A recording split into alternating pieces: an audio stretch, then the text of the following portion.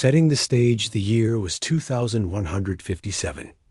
Earth had joined the Galactic Council just 5 years ago as its newest and youngest member.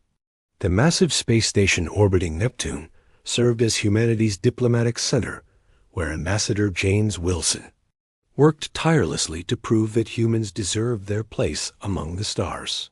The Galactic Council consisted of 12 ancient species, each with technology far beyond Earth's current capabilities.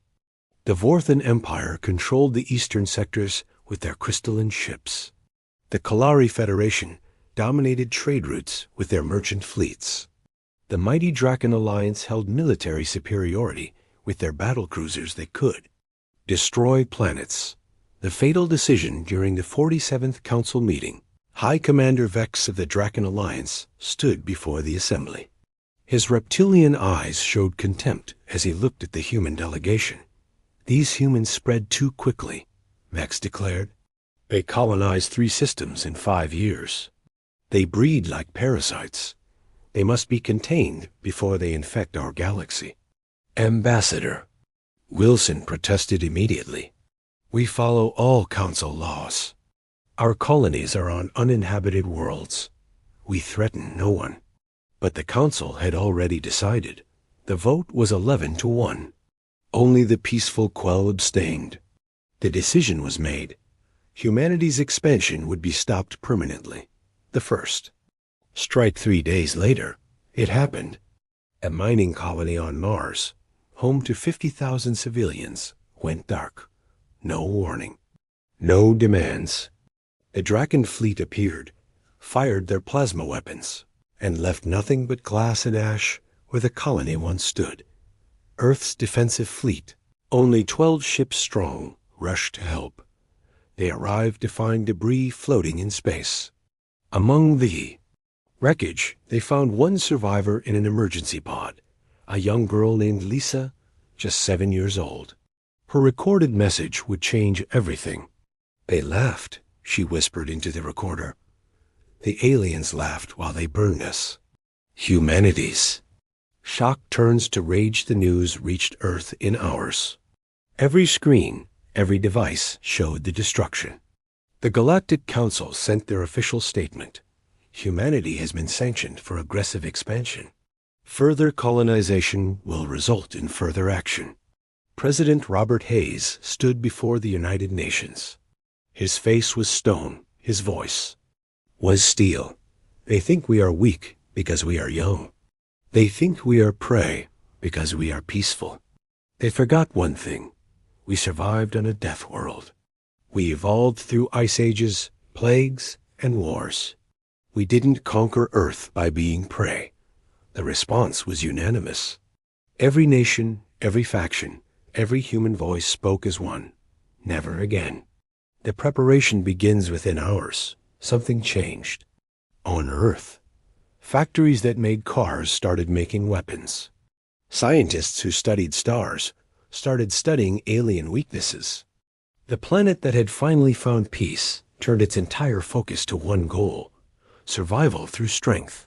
Admiral Jack Thompson, Earth's most decorated soldier, was given command of humanity's response.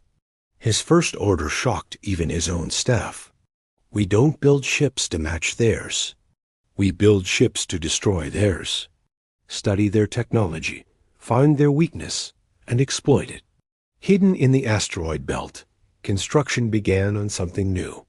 The aliens had given humanity their technology when Earth joined the Council, thinking humans too primitive to understand it fully. They were wrong. Humans didn't just understand it, they improved it. The secret discovery DR, Emma Ross, working in an underground laboratory, made the breakthrough.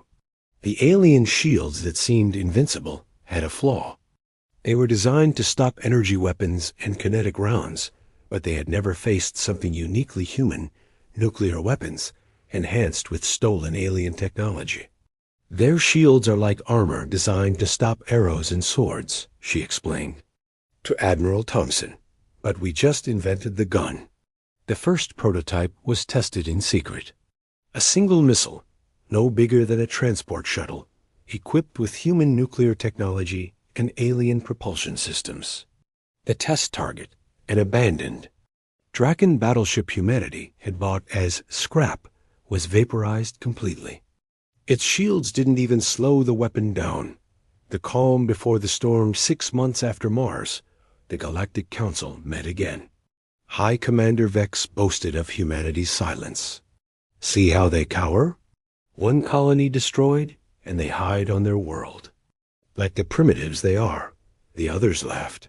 They didn't notice the human ambassador was absent. They didn't know that Earth's population had gone from 10 billion to 10 billion soldiers. They didn't see the 1,000 ships hidden in dark space, waiting. Humanity had learned the greatest lesson of survival. Sometimes mercy is weakness, and fear is the only language tyrants understand. Asterisk, the hidden armada deep in the Kuiper Belt, where sensors couldn't penetrate the interference from cosmic radiation. Humanity's revenge took shape. The fleet grew daily. Not the sleek, beautiful ships of the Galactic Council, but angular, brutal vessels built for one purpose. War. Captain Tom Mitchell commanded the lead vessel, renamed Mars Remembered. The ship was ugly by alien standards, covered in armor plating and weapon ports. But inside its hull lay humanity's secret weapon, rows of nuclear missiles modified with reverse-engineered alien technology. They gave us the keys to their destruction, Mitchell told his crew. Their arrogance will be their downfall. The intelligence. War while the fleet prepared. Human spies spread through Council space. Humans had one advantage the aliens never expected. They looked weak and harmless. Alien security ignored human traders, human workers, human observers. They were just primitives. After all, Sarah Park worked as a cleaner on the Draken flagship. Every day, she memorized patrol patterns, shield frequencies, and weak points. Her reports went straight to Earth Command through quantum communicators. The aliens didn't know humans had developed. Mark Davis served drinks at the Galactic Council chambers. The aliens spoke freely around him, discussing their plans to divide Earth's resources after humanity's inevitable surrender. He recorded everything, building a database of alien psychology and military doctrine. The Draken's next move high. Commander Vex grew impatient with humanity's silence. They huddle on their world like cowards, he announced to his war council. We should finish them now, take their planet, and sell their population as labor. His advisors agreed eagerly. The Draken Empire had conquered dozens of younger species. Humanity would be no different. They began mobilizing their grand fleet, minus 200 warships, each capable of glassing a continent. But Vex wanted to make an example first. He ordered an attack on Europa Station, humanity's research facility in Jupiter's orbit. Let them watch another colony burn. Break their spirit completely. The Trap Springs Europa Station received the warning from human intelligence with 3 hours to spare. Admiral Thompson smiled grimly. They're walking into our web. Evacuate all civilians. Leave the soldiers who volunteer, and prepare the surprise. When the Draken fleet arrived at Europa, they found the station apparently defenseless. Only a few old transport ships remained in orbit. Vex personally led the attack, wanting to savor humanity's fear. The station exploded not from Draken weapons, but from within. The humans had turned the entire facility into a bomb, using their own nuclear stockpile combined with stolen antimatter. The blast was visible from Earth. But that was just the distraction. First, blood as the Draken fleet regrouped from the unexpected explosion.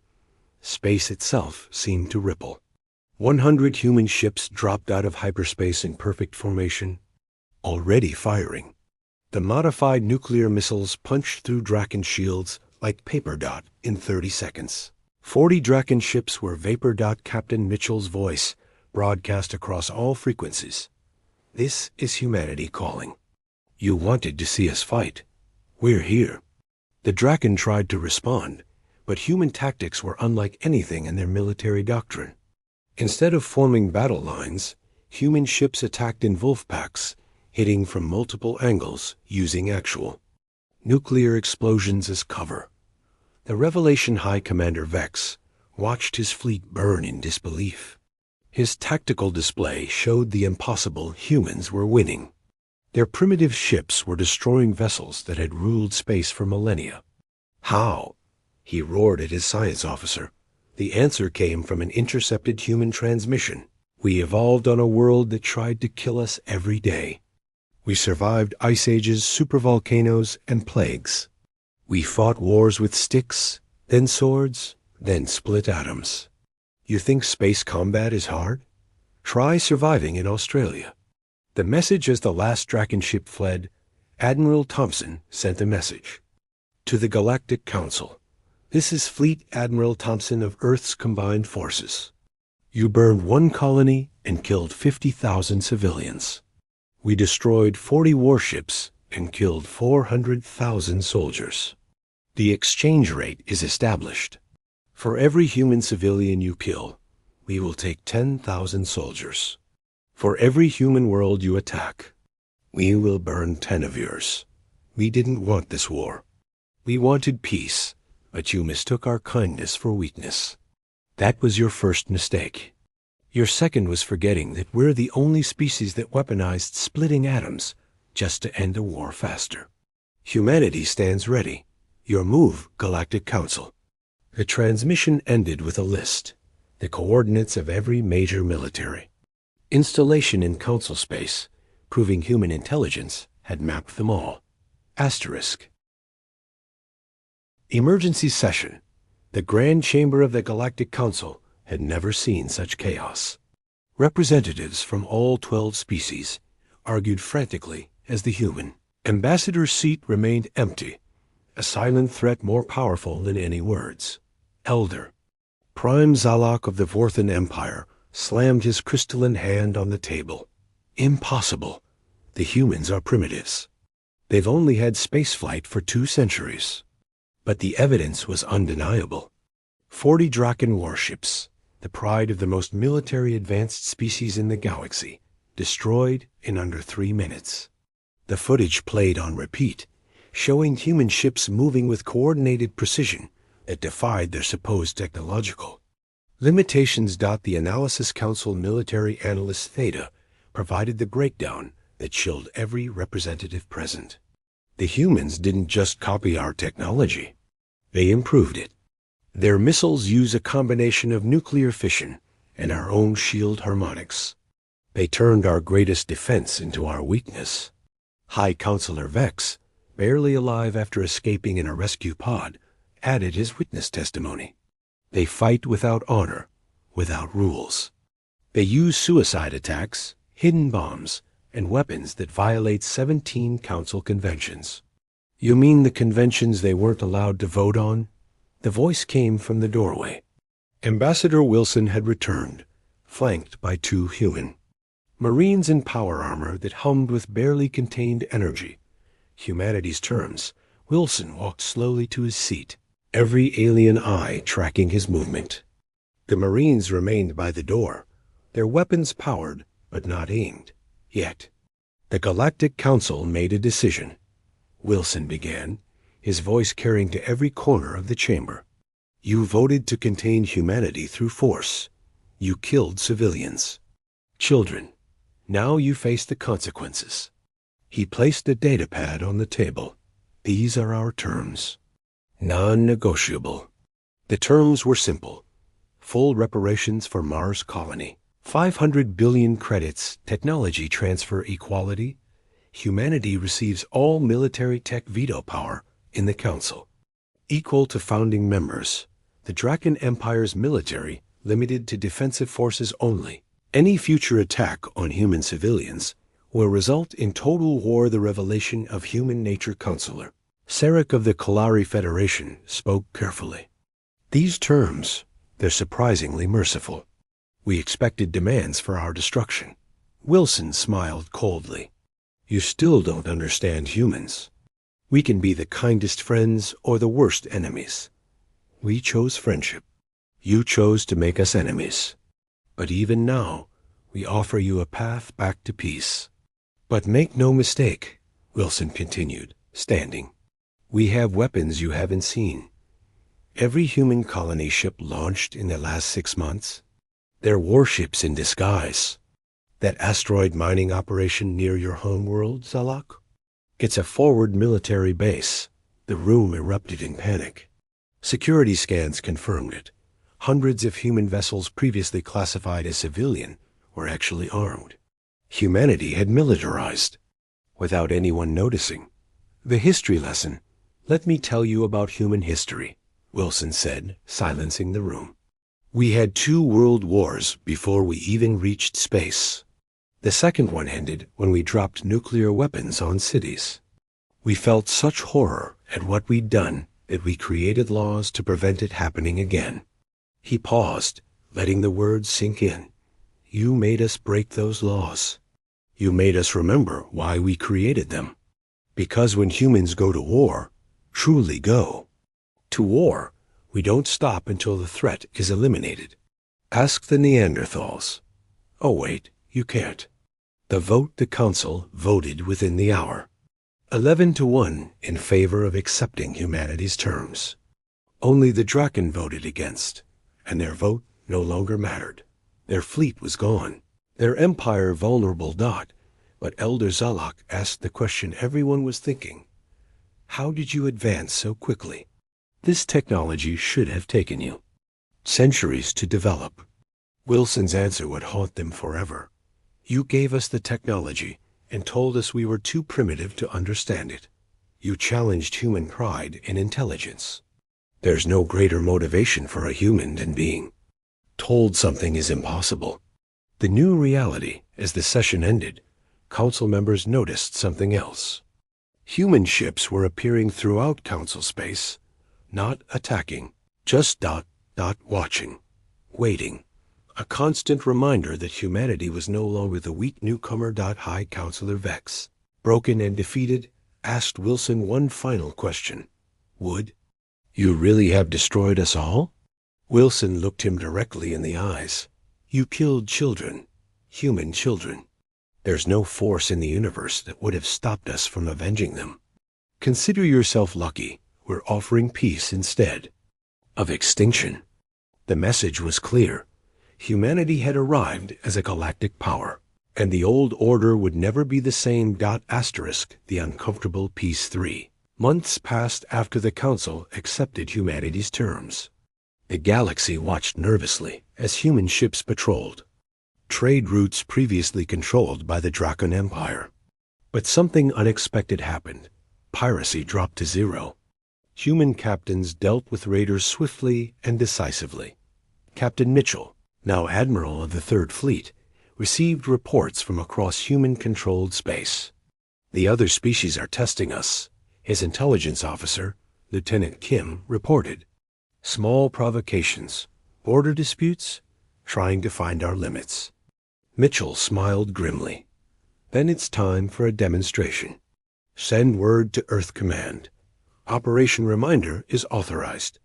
The Kalari mistake the Kalari Federation, emboldened by 3 months of peace, decided humans were bluffing about their military capabilities. Their merchant guild began charging human traders triple rates, thinking economic pressure would work where military force had failed. Governor Krell of the Kalari personally insulted Ambassador Wilson during a trade negotiation. You humans got lucky once. Don't think your primitive weapons make you our equals. Wilson remained calm. Governor, I'll give you one chance to apologize and restore fair trade rates. Krell laughed, a harsh sound like breaking glass. Or what? You'll destroy more ships? We have thousands. You have hundreds. Wilson stood to leave. No, Governor. We'll do something much worse. We'll show the galaxy what humans are truly capable of. The dead system at the edge of Kalari space lay the Nexus system, a dead solar system with no life, but rich and rare minerals. The Kalari had mining operations on 3 planets there, extracting resources worth trillions of credits.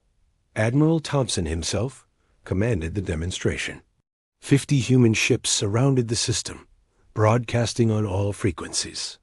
This system will be removed from existence in 1 hour. All personnel evacuate immediately. This is not a drill. The Kalari laughed. Destroy an entire system? Impossible. Even the ancient precursor race couldn't do that. They sent a fleet to stop what they assumed was a human bluff, the Nova Bomb DR. Ross had spent the months since Mars perfecting humanity's ultimate weapon. Not just nuclear weapons enhanced with alien technology, but something far worse, a device that could destabilize a star's core. The aliens never weaponized stellar mechanics, she explained to Admiral Thompson. They saw stars as eternal, untouchable. We saw them as really big fusion reactors that could be overloaded. The device was small, no bigger than a shuttle. It didn't need to be large. It just needed to reach the star's corona and activate. The chain reaction would do the rest. Countdown to extinction. The Kalari fleet arrived with 30 minutes remaining. Admiral Krell himself commanded them, confident in his numerical superiority. Stand down, humans. You're outnumbered 2-1. Thompson appeared on their screens. Admiral Krell, you have 29 minutes to evacuate this system. This is your final warning. Krell ordered his fleet to attack. It was a massacre. Human point defense systems, designed to stop missiles, worked perfectly against Kalari fighters. Human ships fought in three-dimensional patterns the Kalari couldn't predict or counter, but Thompson didn't want to destroy the fleet. He wanted witnesses. The star dies with 5 minutes remaining. The human fleet jumped to minimum safe distance. The Nova bomb, already deployed, continued its descent toward the star. Krell's science officer suddenly screamed, "Admiral! The stars! Corona is destabilizing. They're actually going to..." The star went nova. The explosion was visible from 17 light-years away. 3 planets were vaporized instantly. The mining stations, the resource extractors, centuries of Elari infrastructure, gone in seconds. A total loss. 47 trillion credits of resources and equipment, but no lives. Humanity had given them time to evacuate. The galaxy watches in horror. Every major civilization received the sensor data simultaneously. Humanity had killed a star. The impossible had been done by a species that barely qualified for council membership. The Grand Council convened. In emergency session, Elder Zalak spoke for all. They can destroy stars. They could end us all. Ambassador Wilson entered the chamber for the first time since the peace terms. We destroyed an uninhabited system to make a point. We gave warnings. We allowed evacuation. This is human mercy. He paused, looking at each representative. But test us again, push us again, threaten our civilians again, and next time we won't give warnings. Next time, we won't allow evacuations. Next time, it won't be a dead system. The new understanding Governor Krell, who had barely escaped the Nova, publicly apologized to humanity. Trade rates were not just restored, but reduced for human merchants. The Kalari Federation offered a formal alliance within the hour. The message spread through the galaxy faster than light. Humanity wasn't just dangerous. They were catastrophically dangerous. But they chose to be merciful. That choice, that restraint in the face of absolute power, terrified the galaxy more than any weapon could. The changed galaxy, 1 year after the Mars colony massacre. The Galactic Council chamber felt different. Representatives spoke in hushed tones, careful not to offend the human ambassador, who now held more real power than any 3 species combined. Ambassador Wilson sat quietly, reading reports from human space. The colonies destroyed by the Draken had been rebuilt stronger than before. Mars colony now housed 200,000 people, protected by defense platforms that could vaporize a fleet. High Counselor Vex, demoted and humiliated, watched humanity's representative with barely hidden fear. Every species did. They had learned the terrible truth. Humans were not just another young race to be controlled. They were apex predators who had chosen to play nice. The Draken Rebellion, desperate to regain their former glory, a faction of Draken military officers planned a secret attack on Earth itself. They gathered a hidden fleet of 100 ships, convinced that striking humanity's home world would break their power. The conspiracy lasted exactly 7 days before human intelligence discovered it. But instead of attacking, humanity did something worse. They waited and watched, documenting every conspirator, every supporter, every sympathizer. When the rebel fleet launched, they found Earth seemingly undefended. No ships, no orbital platforms. Nothing but the blue-green planet floating in space. Admiral Vec, son of the disgraced High Counselor, sent a message to Earth: surrender or burn. Earth's response was a single word: come. The trap of Earth. The Draken fleet approached Earth confidently. As they passed the moon, their sensors detected nothing. As they entered high orbit, still nothing. Admiral Vec ordered bombardment positions. Then, space itself seemed to open. 1,000 human ships emerged from cloaked positions. They had been there all along, invisible, waiting. But the ships didn't fire. Instead, every screen in the Draken fleet activated, showing Admiral Thompson's face. You have 2 choices, Thompson said calmly. Surrender unconditionally, or experience what we call total war. You have 60 seconds. Vec tried to rally his forces, but his officers had already seen the tactical display. They weren't surrounded. They were in a kill box. Every possible escape vector was covered. Every ship was targeted by multiple weapons. Not 53 seconds later, the Draken fleet surrendered. The judgment the conspirators were brought before the Galactic Council for judgment. Everyone expected humanity to demand their execution. Instead, Wilson proposed something that chilled the Council to their core. These individuals will live, Wilson announced. They will be sent to Earth, to our schools, to learn human history. They will study every war we've fought, every atrocity we've committed, every time we chose violence over peace. They will understand what they nearly unleashed. Elder Zalak asked, why not just execute them? Wilson's smile was cold. Death is mercy. Understanding what they almost caused, that's justice. When they truly comprehend what total war means to humans, they'll wish we had killed them. The Education Admiral Vec spent 6 months in Earth's military academy, studying human history. He learned about Carthage, salted Earth so nothing would grow. He studied the Mongols, who destroyed entire civilizations. He read about World War II, where humans killed millions of their own kind. But the worst lesson was the simulation. Human military, I showed him what would have happened if he had fired on Earth. Not just his fleet's destruction, but the systematic elimination of every Draken world. Cities turned to glass. Atmospheres burned away. Species extinct in weeks. When Vec returned to Council space, he was changed. They could end us all, he told his father. Not just defeat us, end us. Remove us from existence like we never were. And the most terrifying part? They've done it before, to their own kind. A final message 5 years passed. Humanity's influence grew not through conquest, but through fear and respect. Their traders were treated fairly. Their colonies were left alone. Their borders were sacred. During the anniversary of the Mars colony rebuilding, President Hayes gave a speech broadcast across the galaxy. We came to the stars seeking friends. You gave us enemies. We offered peace. You gave us war. But even in victory, we choose restraint. Not because we are weak, but because we remember what happens when humans embrace violence fully. We are the species that split the atom and felt horror at our creation.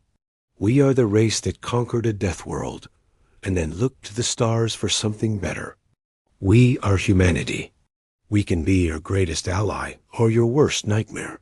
The choice has always been yours. The eternal vigilance, the Galactic Council, never voted against humanity again. Not from respect, but from fear. They had awakened something that should have been left alone. A species that had survived by becoming the most dangerous thing on their planet. And now that dangerous thing watched over the galaxy with weapons that could kill stars and a mercy that was somehow more terrifying than any threat. Because everyone knew the truth. Humanity's kindness was a choice. And choices could change. The galaxy would never forget the lesson. Let sleeping humans lie, or face the fierce retaliation of a species that had turned survival into an art form, and war into extinction. Epilogue. The New Order Ambassador Wilson stood in the council chambers, looking at the memorial plaque for Mars Colony. 50,000 names etched in metal, a reminder of the price of underestimating humanity. The other species kept their distance, polite but fearful. They had learned the hardest lesson of all. Humans were not just another species among many. They were what happened when evolution created the perfect survivor. And now, that perfect survivor held the galaxy's fate in its hands, choosing peace not from weakness, but from strength. That the silence in the council wasn't just fear. It was understanding. Humanity had won not just a war, but the eternal respect that comes from showing mercy when none was deserved. The galaxy was at peace, and it would stay that way, because everyone remembered what happened when humanity's fierce retaliation was awakened. Asterisk.